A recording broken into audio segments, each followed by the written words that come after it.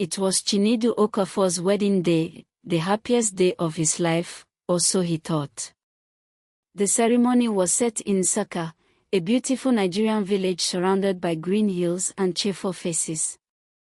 Guests filled the compound, drummers played, and the aroma of jollof rice and fried meat filled the air. Chinedu, a young billionaire known for his generosity, was finally marrying Edeora, a woman he believed was his true love.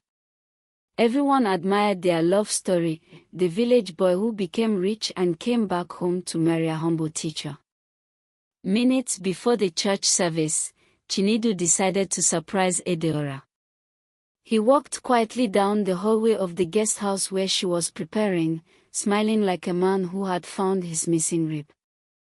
But just as he reached her door, he heard her voice, and his words stopped. Edeora was laughing softly on the phone. "Don't worry, baby," she said. "Once he drinks the palm wine, it's over. His heart will stop before the night ends. By tomorrow, all his companies and land documents will be ours." Chinedu froze. His heart pounded. Then he heard a man's voice on the phone, his best friend and best man, Ebuka. "Good," Ebuka said. "Make sure he drinks everything. After that, we'll stage it like a heart attack. His wealth will be in our names before anyone suspects." Chinedu dropped the bouquet in his hand. His chest tightened. He felt his world collapse. His fiancée and best friend were plotting to kill him on his own wedding day. He turned and ran, his agbada brushing against the walls.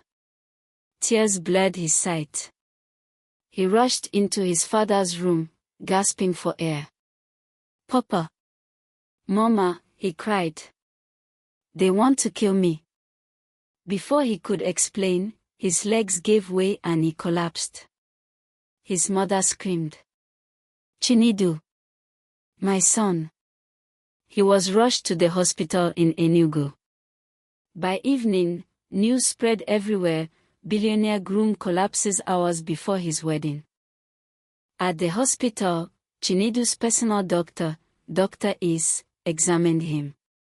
After several tests, he whispered to the parents, "He's in a coma." But Chinedu wasn't just unconscious, he was awake inside. He could hear faint voices around him. He heard Edeora crying fake tears outside his ward. "Doctor, please save him," she sobbed, but her eyes were dry. Dr. Is noticed something strange: her nervous tone, her constant phone checks. He began to suspect something dark. Late that night, when everyone left, Chinedu slowly opened his eyes. His voice was weak. "Doctor," he whispered. "I overheard them. Edeora and Ebuka, they want to kill me." Dr. Is froze. "What?" Chinedu nodded. "They poisoned the palm wine." He took a deep breath. "Doctor, I need your help, I must expose them. Help me fake my death." Dr. Is stared in shock. "Chinedu, that's dangerous." But Chinedu's eyes burned with determination. "If they think I'm dead, they'll show their true colors." After a long pause, Dr. Is nodded slowly. "If that's what it takes to reveal the truth, we'll do it." By dawn, the news spread through Nsukka: Billionaire Groom, Chinedu Okafor, is dead. The entire village went silent. His mansion became a mourning ground. Edeora wore black lace, crying dramatically in front of cameras. Ebuka stood by her side, pretending to be a broken friend. But only one man in the world, Dr. Is, knew the truth. Chinedu wasn't dead.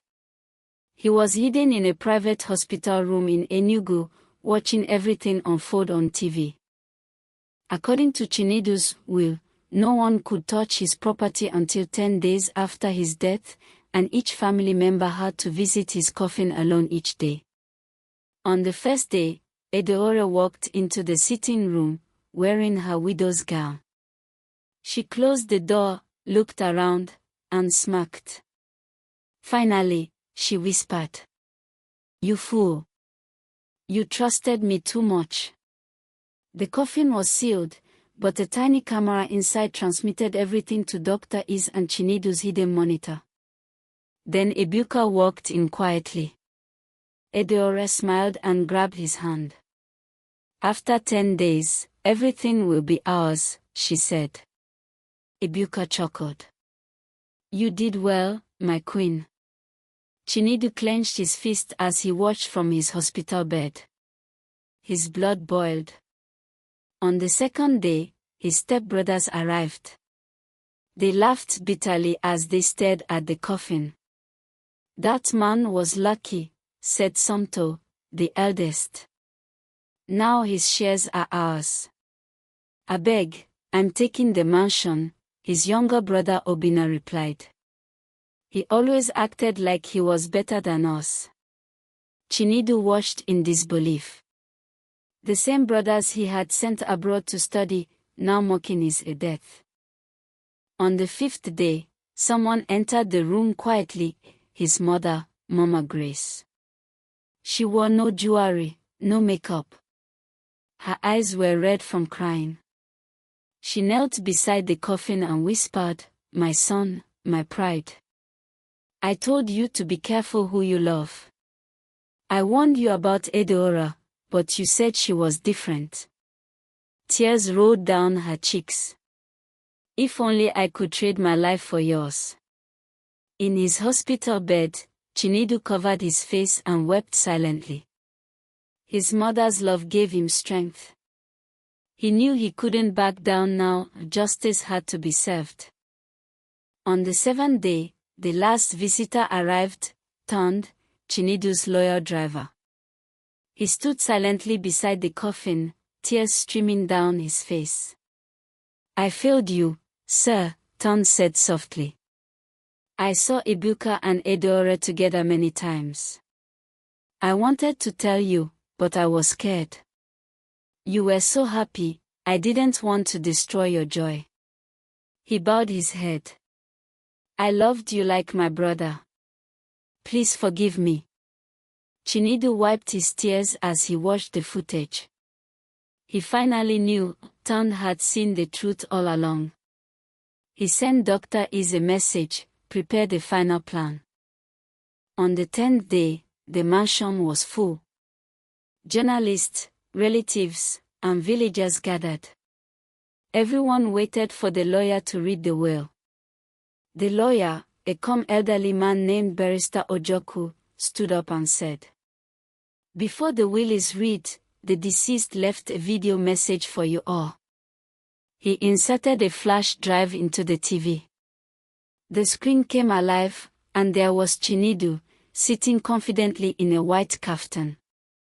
Gasps filled the hall. Adeora's face went pale. Chinedu smiled coldly. "If you're watching this, it means I'm gone. But before I left, I made sure the truth would speak for me." Then the next clip showed Edeora and Ebuka in a hotel room, laughing, planning his murder. The entire hall erupted. "Jesus!" shouted his mother. Ebuka jumped up. "This is a lie.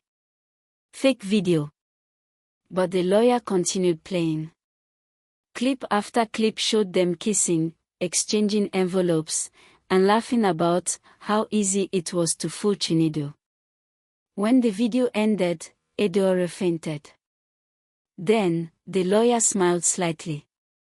"Now, for the biggest surprise." He turned to the door and said, "Come in." The door opened slowly. Gasps filled the air again. There stood Chinedu, alive, strong, and glowing. The crowd screamed. Some people fell to the floor. Adeora's lips trembled. Chinedu." Chinedu walked in calmly. "Yes, my dear wife. The dead has come back to collect what's his.